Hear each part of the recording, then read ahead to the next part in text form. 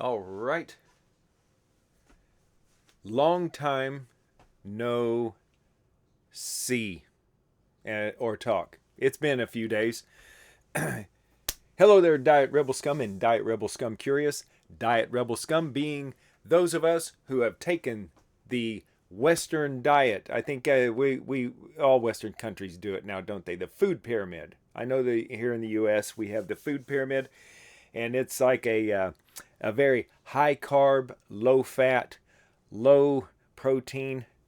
I don't know. It's kind of arguable on that. When people say, "Oh, there's protein in nuts and stuff like that," but I eat a lot of protein. I eat like a couple pounds of meat a day, probably on average, maybe a pound and a half average. Yeah, I should be eating about 2 pounds a day. A lot of days I eat a little more than that, some a little less than that. Anyway, those of us who have taken that food pyramid and said, go to hell, we are not following that anymore. We think it's bad. So we test because we like proving what we do. We're just looking for the truth, right? We're looking for the truth.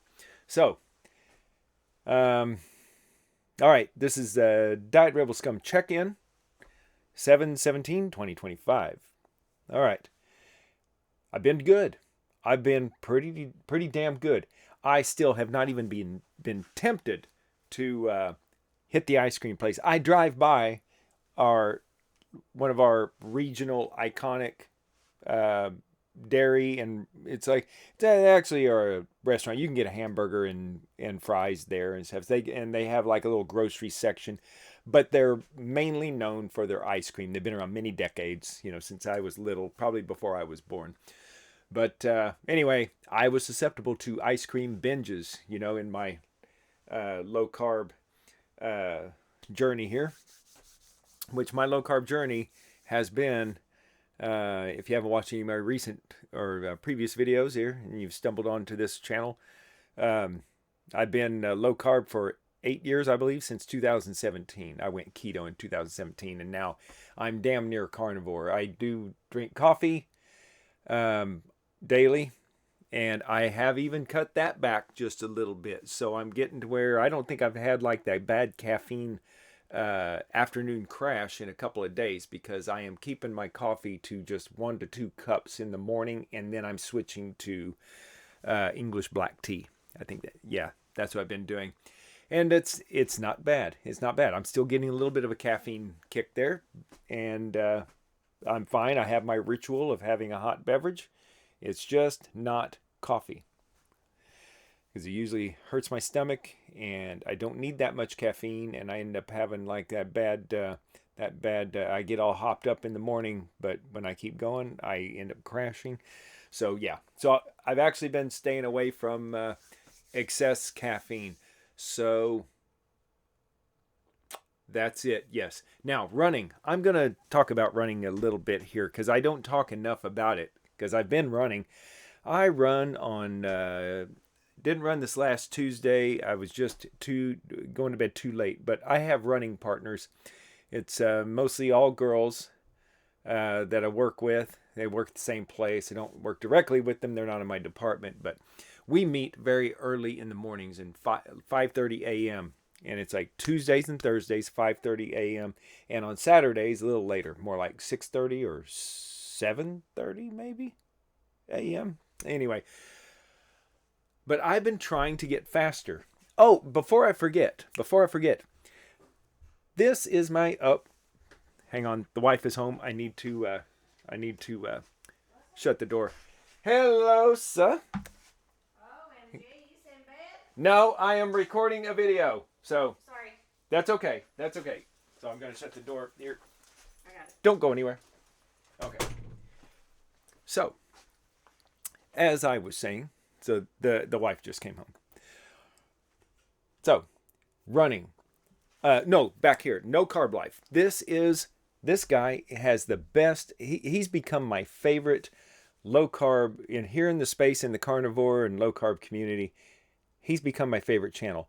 I have been listening to his. Now I don't catch every one of them here, but please, if you are low carb curious, even if you're a low carb veteran, you should be this reinforces why we do what we do. So many people, he just interviews people. I remember before he was doing all these interviews, he was a regular channel. He just kind of talked about his own experience and, um, like a lot of YouTubers do. And I need to do something with Discord. I've been working on my podcasting studio here. I've rearranged things. I'm in an old room. If you notice, there's like junk back here. This was like an office at one time many years ago. Then it's actually a spare bedroom. We don't, so we made it various things. And it became a walk-in closet.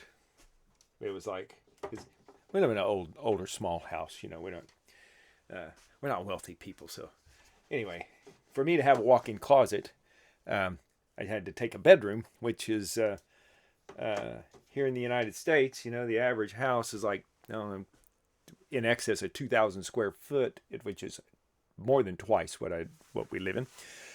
But okay, I digress. Back here at a low carb, no carb life. Okay, this guy, he interviews. He's been posting like 3 months ago, 2 months ago. Let's see, what is his videos here? I think he may have more than one a day. Yeah, 9 hours ago, 1 hour ago.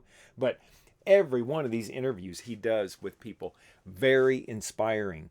And it's just regular people like you and me who maybe we're having a bunch of problems, are overweight, we can't lose weight because we're following the damn food pyramid and Weight Watchers and trying to lose weight by eating sugar, by living on sugar pretty much. And that's very freaking difficult. You have to exercise your ass off, you have to calorie count, and even then it's still difficult. Even when you're doing that, you're always freaking hungry and having wanting to kill people because your blood sugar dips when you get hungry, and yeah, you get hangry. We call it hangry. It's a cross between hungry and angry. So that's very difficult. And as we can see, as people get bigger and bigger and bigger, as the years go on, most people fail. So here we go. And most of these people that are interviewed on No Carb Life, a lot of them are, and probably most of them aren't even about weight loss. That's just kind of like a bonus for a lot of these people. A lot of these people, they had major problems. I mean, a lot of them in here have like diagnosed with cancer, and they end up beating their cancer like way easier than maybe they otherwise would have if they did not go carnivore, and kept eating tons of sugar while they were going through cancer treatment. But yeah, there's been some recent ones on that, and it's like, that's always the really sticky one, and you talk to people and you make medical claims. It's like we kind of make medical claims. It's anecdotal. It's just these one people's case. They're not in a study, but whatever happens. We're in the physical world, so it counts. I don't care if it's officially in a study or not. It is something that happened to somebody, unless you think they're lying or you think they're actors or actresses. And I don't even hardly I mean, you have to wonder. I mean, it's only natural to be skeptical, right? When people make rather lofty claims about something that happened to them. But when you watch these interviews, if any of these were actors and they were faking it, they deserve an Oscar award. Here in the United States, we have the Oscars. I don't know if that's a worldwide known thing or whatever, but anyway, a lot of us don't watch that crap anymore.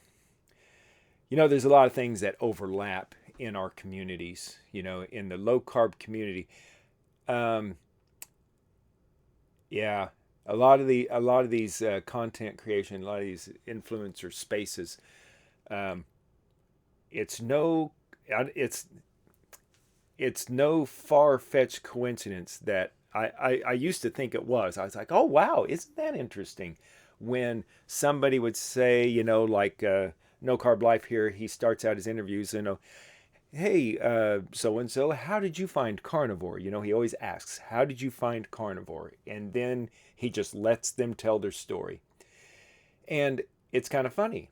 A lot of them mention I was looking for, I have this problem and this problem, and I grew up eating this way, and I was looking for an answer, and then I saw Dr. Sean Baker on Joe Rogan. Well, I saw Sean Baker on Joe Rogan, back in the day, quite a few years ago, and or Michaela Peterson. Um, so it's like you hear about her carnivore story, and it's like, well, I listened to her too, and I'm very familiar with her. So it's like a lot of us in the carnivore and keto and low carb community, we're all kind of watching online content, and we're all looking for the truth, and we're looking for answers, and we watch and listen to a lot of the same people. Anyway, it's great. I mean, we're a pretty solid community, I think. So this is kind of a yeah, I'm randomly this is truly a rant. I didn't know how to classify this video. I was gonna do just a short check-in, because I've got some meat cooking on the stove.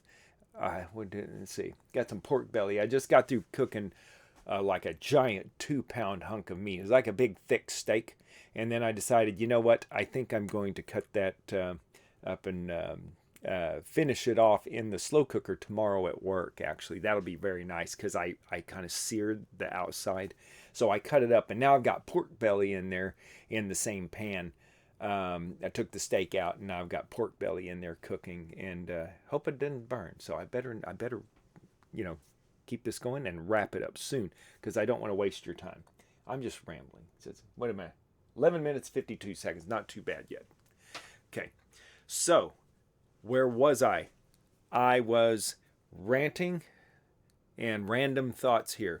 So, No Carb Life, check them out. Watch interviews, recommend them to your friends. It really shows why we do what we do. So many people are getting such positive results, and with getting the sugar out of their life and other crappy carbs, and the ones that we're told are good carbs, like that whole wheat, all that kind of crap. Yeah, I don't hardly touch that. And when I say I don't. I'm not even tempted by bagels anymore. People can bring donuts and bagels, and after I started this channel and started doing these videos, it's become so easy to just go, not today, Satan. It's very easy. I don't even entertain it. I drive by the dairy store where I used to buy my ice cream for the big binges. I mean, if I did a binge now, it wouldn't be because I'm just can't control myself. It would really be, it wouldn't be this big, I wouldn't even think of it as a big fail. I would just be like, I wonder what it felt, if I forget what it felt like to have that guilt sensation after eating a whole damn 3-pint tub of ice cream, and go, oh, why did I do that? I don't know. If I ever did it again, it might be just out of sheer curiosity. It's not because I'm like, oh God, man, it's been so long since I've had chocolate. It's not going to be something like that, because that's kind of what it is. And I start looking for excuses to have a big, ice cream binge, but not anymore. It's like those things have kind of gone away, because it's like doing a channel like this and just posting check-ins and videos and talking to people, just openly talking about it and just kind of putting it out there. It really makes it to where it solidifies. It does something psychological. I'm gonna have to think about that, because I really don't know how to put it. But yeah, I'm just rambling. I'm thinking out loud here. But okay. So anyway, I'm trying to get faster at running, and so where was I? Garmin Connect. That's where I was going. Here's my Garmin Connect. So in the running, we're going to be training for a marathon here pretty soon. And when I say we, I mean me and my running partners in the morning. Now they run half marathons. The girls, I can't talk them into abusing themselves and running a full marathon. They could, but both of them could do it. they've been running so many halves over the last 2 3 years, and yeah, and I keep going. I keep running fulls because that's how I roll, and I'm usually a little ill trained for them. But man, I've trained quite hard for the last couple, like more, and I'm not. I don't think I'm running. I'm not performing up to what someone should my age with my running history. And it's a sensitive subject that I kind of didn't want to get into much on this channel yet. My confidence is building as we go. I might get into that material, that kind of subject matter, because it's not just diet. You know, we are the product. I've lived by this philosophy for, quite a few years now. We are, and I say we, I mean everybody, we are the result of all the decisions we've made up to this point in our lives and all the things we've eaten up to this point in our lives, which is pretty much a voluntary thing. Pretty much. I mean, when you're a little bitty kid and your parents are feeding you, you don't really have much of a choice in the matter there. But when you become an adult, you decided what to eat when, under whatever influence, you believed at the time. And so, and also of any drugs we've used, recreational, pharmaceutical products that we've used voluntarily, and some not so voluntarily. So there's like side effects to some of these things. And how are we to know when we're doing this experiment on ourselves and we're living our lives, making decisions about our health and trying to live our best lives in a healthy way as possible? And in our community, this low carb keto, most of us are trying to do things as naturally as possible. Now, a lot of people in the vegan community are trying to do things as naturally as possible. That's why I still love vegans, peoples.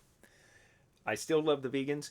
I don't agree with their philosophy that it's the best thing for the planet and it's the best thing for their health. I disagree with them on those points, but I admire the ones that are doing it because they feel, at least they believe in what they're doing and they really think it's the right thing, and they're wanting to do the best for their health. Now there's probably vegans that are using pharmaceutical products a lot because their vegan diet is failing them, but they may not see it that way. They may just see it as, oh, it's genetics, like the doctors say. It doesn't matter what you eat, it's genetic. I think that's bullshit. But that's just me. I am not a doctor. Like I say, I have a warning here on the bottom of my screen here. Warning, I am not an expert in anything. Question everything I say. You do you. That's always how I roll. So whatever you want to do, you do you. I'm just telling you what I think. But anyway, back to my running. I used to perform at a certain level in my whatever age group I was in at the time. And I knew pretty much damn well what my training would warrant for the upcoming marathon the next morning or whatever. I knew what, now I had what I wanted to run, a time in mind that I was going to, really wanting to run. I'm quite the optimist the night before a marathon and a few days out. Like, yes, I'm going to break 3 hours this time. I can't tell you how many times I was telling myself that. But, big but, in the back of my mind, I knew what my training really warranted. And I pretty much always performed about what my training warranted.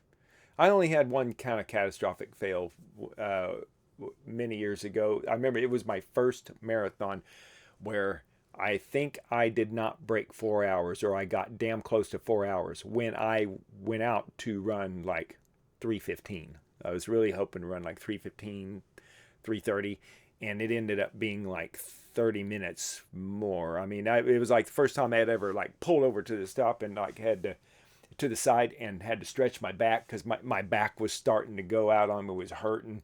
Oh, it was a disaster of a day. But anyway, then I had some more of my regular, performances around 3 hours and 30 minutes or so, for the following years, and then, but that's all. That's all history. But things are strange now. In the last very recent years, when I went keto, I was not running at the time because I thought my running days were over because of my plantar fasciitis at the time. I've talked about that before in past videos, but I got back into running because when I went low carb and got fully fat adapted, when I was really strict keto, I started dabbling and running again because that plantar fasciitis just poof disappeared. I wasn't even trying to get rid of it. It just noticed it was gone one day, and then I started running again, and it didn't come back, and it's never been back. No plantar fasciitis. But somewhere around the year 2021, it seems like my cardio performance completely froze. No matter how much I train, it doesn't matter if I train real crappy and very little for a marathon and it goes pretty horrible, or I train quite consistently and really put in the miles and get in some of the long runs. In other words, train like 5 times better than I did the previous marathon. It's like the next marathon, and I'm talking about my last 4. I've had this pattern. First one, pretty much crappy, over 4 hours by about 20 minutes, 23 minutes, I think, if I remember correctly, 4 hours, 23 minutes. And damn it, my training warranted that performance.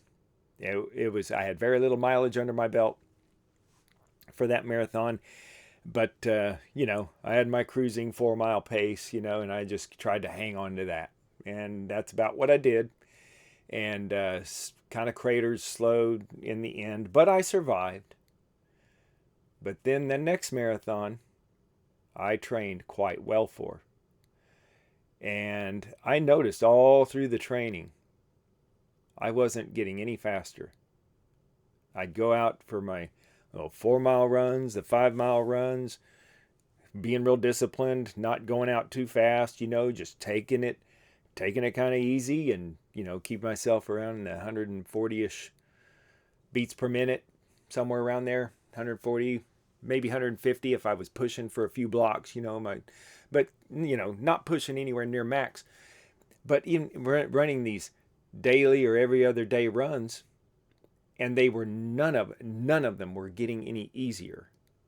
Like my 30th day into training was just as felt just as piss poor as when I started that stint of running, and back in my history, all my life of running since I was 17 years old, any time that I kind of got, and out of shape for me back in the day was, I just didn't do any runs over 4 miles for a while. So I just kind of like stagnated, but my cruising pace was like just a little above 7 flat per mile, 7 to 7:30. 7:30 was my, I'm just out here running for shits and giggles just to stay in shape. No race in the future planned or anything, just my daily runs. And 7:30 was really slow to me. Well, fast forward, yes, I'm older, but I've got a lot of running history in under my belt. I should be pretty damn competitive in the 50 to 55 category these days, especially with the amount of consistent running I've been doing. And I can't even hardly compete with people in my age group, except for I did do pretty well in a 5K. Yeah, I was the fastest elder. I call it being the fastest elderly person there. But that's it was a small one. It was a few hundred people, a couple hundred people in it. Not one of these where there's like 3,000 or 4,000 show up or whatever. In one of those, I would get crushed by the 50-year-olds. I mean, there'd be 60-year-old guys running faster than me, no matter how much I trained. So anyway, I'm not going to mention any specific products or anything like that that I think may or may not be a culprit in this experiment that is this body. But yeah, I'm not gonna make it controversial. I'm starting to get damn near half an hour here, and I really just wanted to chime in and just say, low carb, I'm doing fine. I'm going to continue on this running thing. So here, let me just show you this morning, just an example of a run here. Here's the map. That's not really what I was after. I was wanting to, yeah, damn it. See, I'm usually looking at this stuff on my phone. I don't often log into the full website unless I really want to do some analysis or something. But so this was speed work. Um, that's my dog. So we did speed work this morning. So we were doing some, forgot how many repeats there were. Yeah, you can actually count these waves. So we did a mile warm up, nice and slow. And I was probably around 9 minutes and 30 seconds per mile. And the girls I was running with, I think were closer to 10 minutes a mile. So I weave behind them. I always stay with them. We're running downtown. The sun's not out yet, and there's some questionable people's, roaming downtown, and some of them crazy. So I usually stick around them, and I'll throw myself, sacrifice myself, or, if we get attacked. So anyway, so we did like a mile warm up, and then we were doing 20 seconds sprint, 20-second sprint with a 30-second rest, which means we were walking. So we would walk on our rest, and then watch would beep, and we'd take off again for. So anyway, this was a speed work. I'm trying to get my legs faster because I'm trying to see if that's the problem. I don't want to blame anything else. I don't think it's my diet.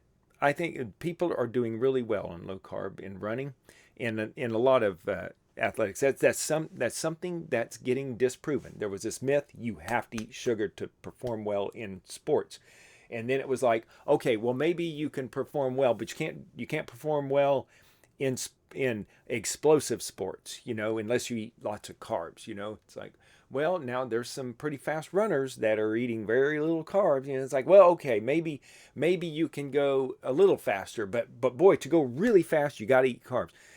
It's where it's all changing. The more of us that keep testing this and doing this, and like I've been doing, I ate very low carb, and I did pretty well for a marathon. Ate 3 hours and 44 minutes when I did some very piss poor training, but I was very strict keto at the time. I did that marathon on salt and water. And except for, I think I took a goo around mile 18, and I think it was just for placebo. Maybe it did something good. I don't know. I'm not going to say it was. I'm not going to claim that it didn't do anything for me, because how would I know unless I set up the exact same scenario and didn't eat the goo and see if I finished in the same time or felt the same. So anyway, and that's a pretty much impossible thing to set up and do well. So that's why it's so hard. It's so hard to know what's right and wrong in this space. So anyway, I've been doing a lot of speed work the last couple weeks, so we're going to see if I can get out of this freaking 9 minute per mile plateau that I've hit. I tried to average these last few marathons under 9 minutes a mile, and I'm really stuck. No matter how hard I train, no matter how I stay consistent with the running, and rest, I'm thinking, oh well, maybe I'm overtraining. So I like freaking skip days every other day, and I'm still just as freaking exhausted, or my legs feel just as crappy slow, hard to run any faster, no matter how much I was doing. So I'm like, okay, I'm going to try to employ the speed work, because that's what all real good running programs do, and it's like I need to do some speed work, try to get my legs to go faster. But the thing is, the reason I'm kind of slow to that idea of just running some speed work is, back in the day when I was a hell of a lot faster and didn't always train so ideally, I rarely ever did speed work. I just ran I just ran my freaking regular daily running pace, which was between 7 and 7:30 per mile. The thing that and I would do that in the marathon for like the first 18 miles. I mean, I would hold my freaking like regular, regular daily pace. I would just always hit the wall and freaking crater like you do when you don't have the 20-mile runs under your belt like you're supposed to. So, okay, I am done. I am done ranting and random thoughts for tonight. Um, thanks for watching. Thanks for listening. Hope this was entertaining, and I will see you again, Diet Rebel Scum peeps. Let's make it another low carb day, a few days. I'll be back on here soon. So we'll catch you in the next one.